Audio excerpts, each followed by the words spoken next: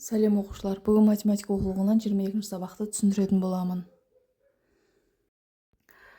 10 көлеміндегі сандарды қосу және азайту. Бірінші есеп. Балаларға сурет бойынша сандардың қосындысы мен айырмасын құрастыруға көмектес. Бірінші суретте 3 жапырақ және оған 5 сары жапырақты қосамыз. Тең 8. 5-ке 3-ті қосамыз, тең 8. 8-ден 3-ті аламыз, тең 5. 8-ден 5-ті аламыз, тең 3. Екінші суретте 6 қосылған 2 тең 8. 2 қосылған 6 тең 8. 8-ден 2-ні аламыз, тең 6. 8-ден 6-ны аламыз, тең 2. Екінші есеп.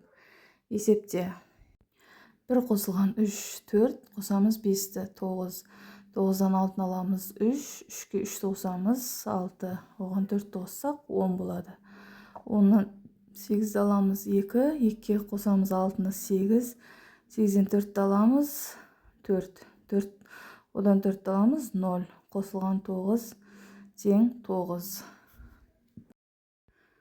Үшінші есеп. Сандардың құрамын есіңе түсір. 8 тең 1 қосылған 7. 8 тең 2 қосылған 6. 8 тең 3 қосылған 5. 8 тең 4 қосылған 4. 8 тең 5 қосылған 3. 8 тең 6 қосылған 2. 8 тең 7 қосылған 1. Осылай барлығын жазып шығамыз. Төртінші есеп. Екінші қосылғышты алу үшін текшені лақтыр. Мысалдар құрастыр және есепте. Бірінші қосылғыш 1, екінші қосылғыш 4. Қосындының мәні 5. Екіншісі 2 қосылған 6 тең 8. Үшіншісі 3 қосылған 4 тең 7. Төртіншісі 4 қосылған 5 тең 9.